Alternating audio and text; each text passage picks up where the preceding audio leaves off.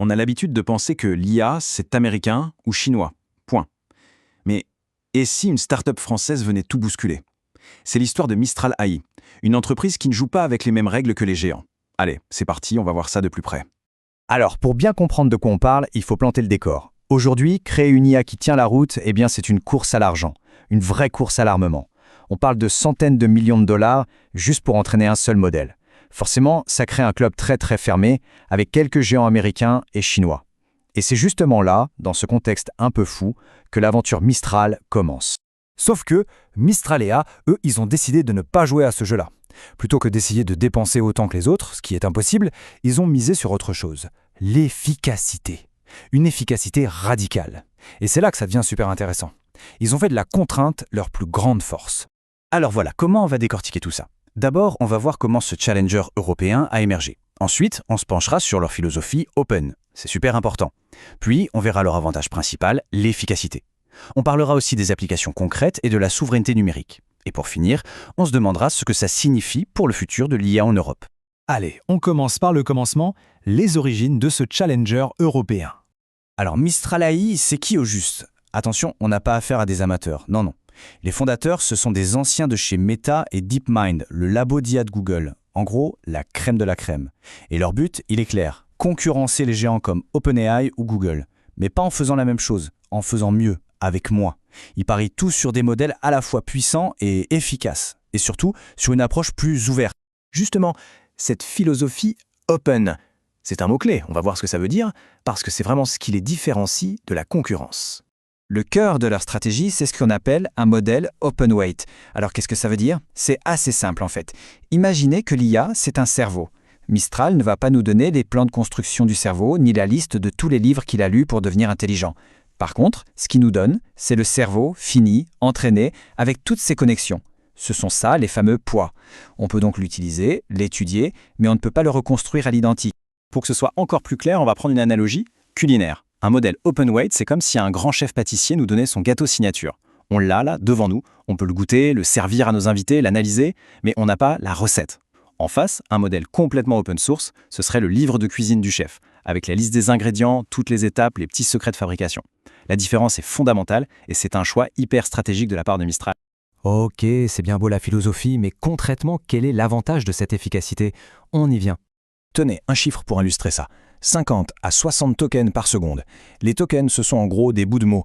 Et ce chiffre, c'est la vitesse à laquelle leur modèle Mistral 8B peut générer du texte sur un simple ordinateur du commerce, en local. C'est juste énorme. Ça veut dire qu'on a des performances dignes des gros services cloud, mais sans connexion Internet, sans temps de latence et sans la facture qui va avec. L'efficacité, c'est ça. Et cette obsession de l'efficacité, ce n'est pas un hasard. C'est vraiment leur philosophie, comme le dit très bien l'un des cofondateurs. En gros, l'idée c'est, quand on n'a pas des milliards à dépenser en serveurs comme les géants du web, on est obligé d'être plus intelligent. On est obligé d'innover. La contrainte, ça force la créativité. Et cette efficacité, elle se mesure. Ce n'est pas juste du marketing. Regardez ce graphique. On compare un de leurs petits modèles, Mistral 3B, à un concurrent beaucoup plus gros sur des tests de raisonnement assez complexes. Et le résultat est sans appel. Mistral est tout aussi précis, tout en utilisant beaucoup moins de ressources. C'est vraiment ça leur proposition de valeur. Faire aussi bien, sinon mieux, avec une fraction des moyens. Alors maintenant, parlons de l'impact de tout ça. Au-delà de la technique, on va voir les applications. Et surtout, un enjeu crucial pour l'Europe, la souveraineté numérique. Et pour bien comprendre cet enjeu, il faut qu'on parle d'un truc un peu technique, mais essentiel, le Cloud Act américain. C'est une loi qui pose un vrai défi à notre souveraineté. Le risque, il est simple à comprendre, et il est énorme. Cette loi, elle permet aux autorités américaines de demander à des entreprises comme Amazon, Google, Microsoft, de leur donner accès à des données. Et ça, même si ces données sont stockées sur des serveurs en Europe. C'est en conflit total avec nos propres règles, le fameux RGPD, et bien sûr ça ouvre la porte à des risques de surveillance ou même d'espionnage industriel. Et c'est là que la réponse de Mistral est brillante. Puisque leurs modèles sont si efficaces, une entreprise peut les installer et les faire tourner sur ses propres serveurs. C'est ce qu'on appelle l'auto-hébergement. Et là, tout change. Les données ne quittent plus l'entreprise, elles restent en interne. Et si les serveurs sont en Europe, alors elles sont protégées par le droit européen, le RGPD.